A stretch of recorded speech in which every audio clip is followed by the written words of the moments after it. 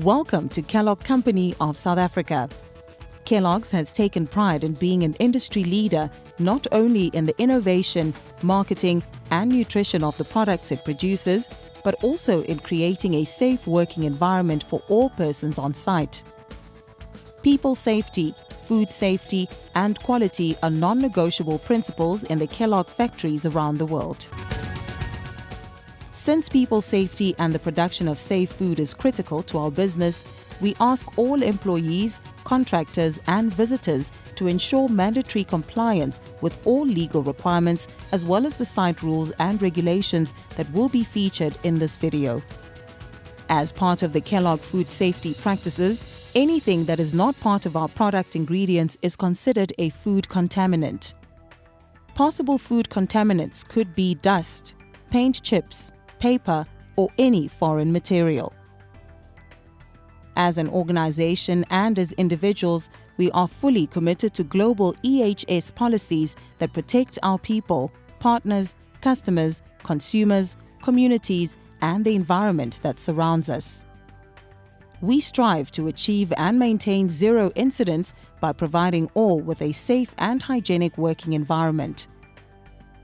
Safety absolutes are our non-negotiables, and any deviation from these safety absolutes by any person on site will result in disciplinary action. This includes employees, visitors, and contractors. Depending on the seriousness of the deviation, the disciplinary action could result in immediate dismissal from the site. Our safety absolutes include, but are not limited to, the following. 1. Any lockout or tagout violation. 2. Intentionally bypassing, removing, or disabling a safety device. 3. Reaching into moving equipment. 4. Operating a powered industrial vehicle in a reckless manner. 5. Any unsafe act where the employee demonstrates a reckless disregard for themselves or their co-workers' safety.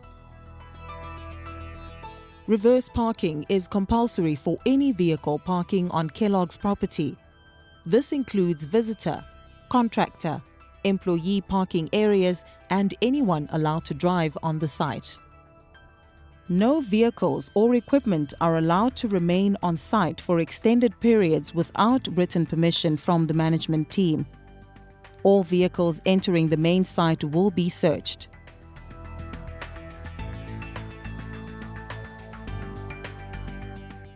Visitors and contractors are requested to complete a register on entry onto site and other required documents at security. An ID badge for visitors and contractors will be issued on entry and must be returned on exit from the site. This ID badge is to be worn at waist level at all times. On entry and exit, you will be subjected to a search. No firearms or other weapons are allowed on site. A breathalyzer test shall be conducted for all persons entering the site. All visitors shall be escorted by security to the person they are visiting. At Kellogg's, we employ strict quality, food safety, environmental, health and safety standards in compliance with legislation and Kellogg's policies and procedures. Every day, everyone at Kellogg's is actively committed to living the K values. Our K values reinforce people and food safety principles. Our K values are: we act with integrity and respect. We are all accountable. We are passionate about our business, brands, and food. We have the humility and hunger to learn. We love success. We strive for simplicity. Induction training is required for anyone entering and working at Kellogg's site and is valid for a period of a year. Contractors and employees will be required to write a test as part of the induction. Personal protective equipment or PPE is issued to protect you against the hazards in the plant. It is mandatory to wear the compulsory PPE at all times. Minimum requirements for anyone entering the plant are hair nets, beard nets for men with a beard or moustache, safety glasses or over-spec goggles, which shall be used over prescription glasses, earplugs, and safety shoes. All Kellogg employees wear a white hairnet. Ensure PPE is worn properly. Hairnet must cover all hair. This is achieved by covering ears with hairnet and also all facial hair.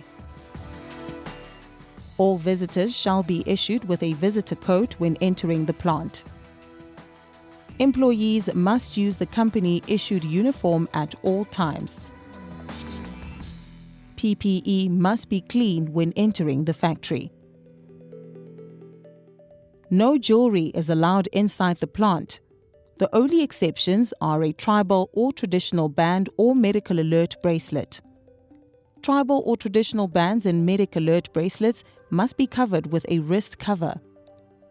Watches and other personal jewelry are not allowed in the plant.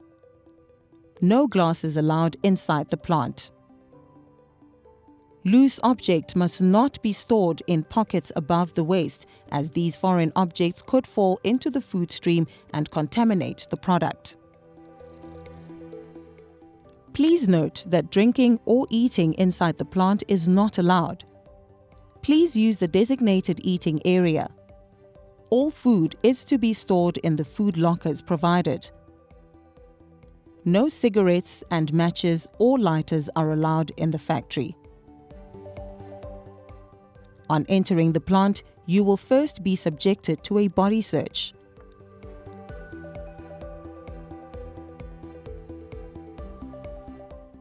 Proceed to the wash bays. First, rub your shoes on the foot sanitizer brush and rub shoes on the mat after washing. Wash hands, apply soap, rinse, air dry, and sanitize hands.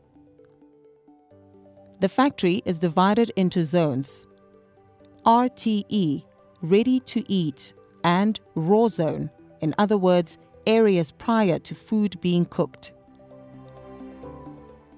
Areas are labeled and demarcated. Ensure you sanitize your hands and shoes when moving from raw to RTE areas. This is to prevent cross-contamination between areas. Use packing and processing entrances appropriately. The following foods can cause a dangerous allergic reaction in some consumers, therefore they must not come into contact with the food during production. These are peanuts, tree nuts, egg, milk, shellfish, fish, soy, wheat, and sesame seeds. No food is allowed inside the factory. Food or chemical containers are not to be used to collect debris or other materials. For example, a yogurt container cannot be used to collect loose nuts and bolts, as it may contain residue milk products that can contaminate the food stream. Plant PPE cannot be used when entering the effluent plant and waste area for food safety reasons. If entering the effluent plant and waste area, a disposable overall must be worn and disposed of after use. Fire equipment are situated at strategic points throughout the site. They are indicated by the symbolic signs on the walls. All safety signage must be adhered to. Pay special attention to signage. Blue and white signage is mandatory. Yellow and black, warning signs. Green and white, general information. Red and white, fire informatory or prohibitory signage. Please be aware that taking any photos without prior authorization by the Kellogg supply chain leadership team is strictly prohibited. Should you be found taking pictures without the proper authorization, the pictures will be confiscated. No product or material or equipment may be removed from site without written authorization by Kellogg's management. Due to the high risk of fire and for reasons of hygiene, smoking is not allowed in or around the plant, but only at the designated smoking areas. When ascending or descending stairs, always make use of the handrail and 3 points of contact. Please note, pedestrians are only allowed on the yellow pedestrian walkway. Be cautious of moving equipment or vehicles inside or outside the plant. High-speed roller doors must be closed at all times. No persons are allowed to use cell phones whilst driving on site. Forklifts are installed with red and blue lights. The red lights on the side of a forklift are used to guide the driver, and the blue light is to warn pedestrians of an oncoming forklift around blind spots. All trucks delivering or collecting must ensure chocks are placed around the vehicle's wheels to avoid rolling. No keys are to be left inside any vehicle unattended. The emergency siren is tested for 5 to 10 seconds every week on a Friday at 10 a.m. Take note of the emergency plan in your area. In the event of an emergency, follow the instructions of your evacuation coordinator and immediately make your way to the assembly point in a controlled manner. The assembly point is located between the canteen and main admin building. All contractors, visitors and employees are to assemble here as indicated on the floor markings. Security will lock off all gates and no one will be allowed to enter or exit the premises until a roll call of all present has been taken. The search and rescue teams will immediately be dispatched to look for any unaccounted people.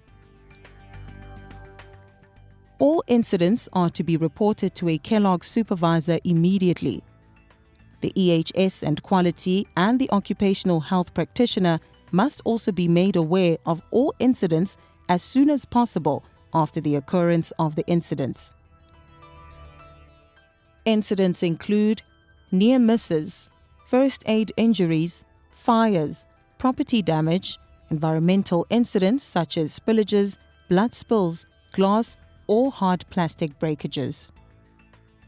A blue metal detectable plaster will be issued for any cut injuries. This is applicable for any injuries that might have occurred at home as well. Plasters worn from home must be replaced with a blue metal detectable one obtainable from a first aider or clinic. This applies to visitors and contractors as well. All unsafe acts and conditions must be reported to the EHS department using a Safety 7 card. All lost items must be handed into or reported to security. Kellogg's has implemented a behavioral observation program which involves a person being observed doing a task and feedback is provided at the end, which positively improves safety behaviors. All current and new employees must undergo periodic medicals. If you have been exposed to or infected with a disease that could be transmitted through food, please declare this at security. For example, if you have infected wounds, skin infections, sores, diarrhea or vomiting, please declare at security. Please keep the site clean and do not litter inside or around the site. All hazardous waste such as chemical containers, oily or dirty rags, batteries and oils are to be disposed of in marked containers found at the waste area. The EHS department will ensure that the waste is sent to a licensed waste disposal site to be disposed of. At Kellogg's, all plastic, cartons and cardboards are separated and sent for recycling. Food waste is stored at the waste shed in nylon bags and is disposed of responsibly. All hazardous substances frequently used on the site have been identified and material safety data sheets or MSDSs have been compiled. Copies are held in the clinic and at security. All chemicals brought onto site must be approved by both the quality and EHS departments before being used. Always make sure that you clean and tidy up your area of work upon completion. Ensure adherence to the different color-coded cleaning utensils to be used throughout the plant to mitigate cross-contamination. In the RTE area, Zone 1, Food Contact, White Tools. Zone 2, Outside Surface of Equipment, Blue Tools. Zone 3, Floor, Platforms, Green Tools. Zone 4, Uncontrolled Water, Drains, Black Tools. GMP area, Zone 1 and 2, Raw Material Contact, Orange Tools. Zone 3, Floor, Platforms, Yellow Tools. Zone 4, Uncontrolled Water, Drain, Black Tools. Plant grounds and ablutions. Zone 4, Toilet, Red Tools. Zone 4, Yard Offices, Black Tools. Spillages should be cleaned up immediately and reported to the EHS and quality departments. Spillages could be grease from bearings, caustic used during shutdown, or even paint used during maintenance. Care should be taken that spillages do not flow into the drains, as this can contaminate our rivers. Report any uncontrolled water spillages inside the plant to quality, as this is a food safety risk. There are uncontrolled water kits available to contain such spillages.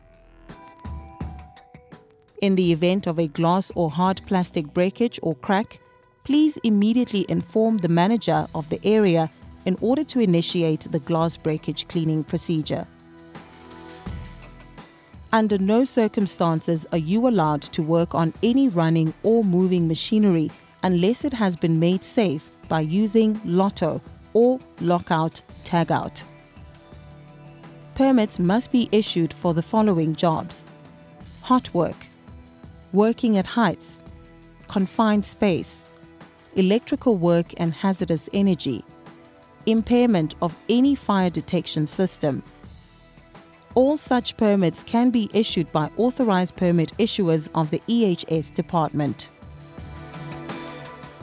Hot work includes welding, grinding, cutting, or any work that involves a possible source of ignition in an area where flammable or explosive materials may be present.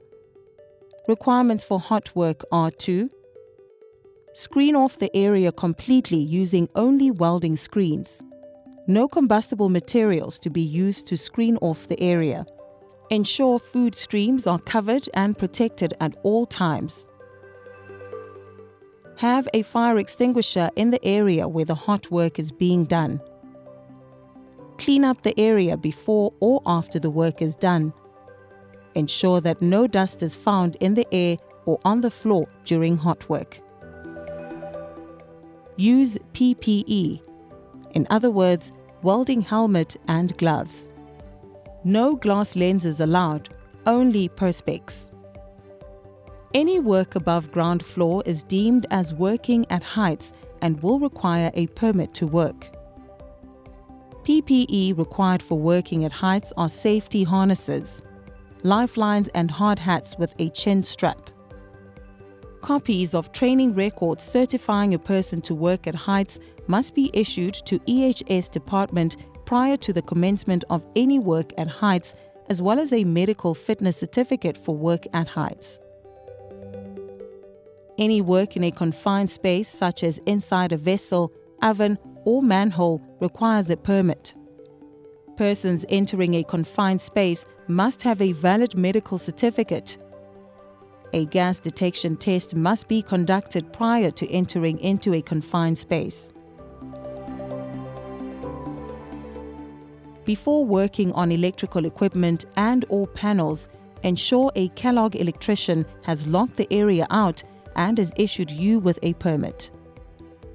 Ensure all hazardous energy is locked out. This can be confirmed on the lotto maps found at the equipment. Any work requiring impairment of the fire system requires a permit. Only the EHS department can issue this permit, and the work must be planned at least 48 hours in advance unless it is emergency work. Any work that will be done on site requires an EHS risk assessment. Work done inside the plant also requires a quality risk assessment and a hygiene permit. All contractors will only be allowed to work on site after verification of their safety file by the EHS department. Contractors are not allowed to use any Kellogg's equipment without prior authorization from Kellogg's management. All contractor tools are to be inspected prior to the commencement of a job and at any time during such a job. A green sticker will be placed on any items brought onto site at security. Any work being conducted with substandard equipment will be stopped immediately. Wooden tools are not allowed. Tools or equipment taken into the plant must first be sanitized. Ensure that tools, including nuts and bolts, are placed out of the walkways and are contained at all times. Contractors are responsible for supplying their own safety goggles and safety shoes and other specialized PPE for the job as per risk assessment. Safety shoes must have a steel toe cap and be non-slip. Other disposable PPE will be issued by Kellogg's. No contractor should start any work unless they have completed and passed this induction. No contractors are to be unsupervised on site. If you require advice, please contact the EHS and QFS department before commencing any work. If you are unsure of something or regard it as unsafe, remember the STAT principle. Stop, think, assess, take action. Please familiarize yourself with the 10 golden rules followed on this site. Use the compulsory PPE whenever entering the plant. Remove all jewelry. Wash and sanitize hands and shoes before entering the plant. Stick to dedicated walkways inside and outside the plant. Obey all safety and hygiene rules and regulations of the company. During an emergency, obey all instructions. Smoke and eat only in a designated area. Ensure permits are issued prior to commencing any hazardous work. Report all incidents immediately. Videos or cameras are not allowed unless authorized by SCLT. Please, let us all work together to keep Kellogg's a safe and healthy environment to work in. Thank you for watching the Kellogg's induction video. Please have a safe day so you can go back home to your loved ones.